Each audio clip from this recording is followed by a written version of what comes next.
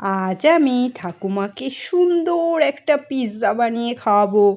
পিৎজাটার নাম হলো bread pizza. দেখো দুটো পিস নিয়ে নিয়েছি, কত সুন্দর সমস্ত উপকরণগুলো দিয়ে আস্তে আস্তে করে রেডি করে আমি ব্রেড পিৎজা বানালাম।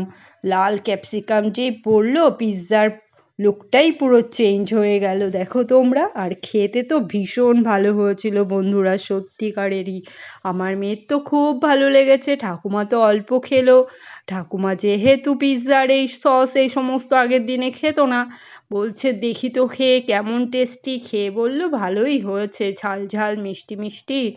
আমি দেখো কড়াইয়ে বাটার দিয়ে নিলাম, তারপর পিৎজাটাকে বসিয়ে 5 মিনিট মতন আমি ভাপে করে নিয়ে যেই নাকি একটু মেয়োনিজগুলো বা চিজগুলো মেল্ট হলো, তারপর নামিয়ে আমি কেটে নিলাম রেডি পিৎজা, ব্রেড পিৎজা।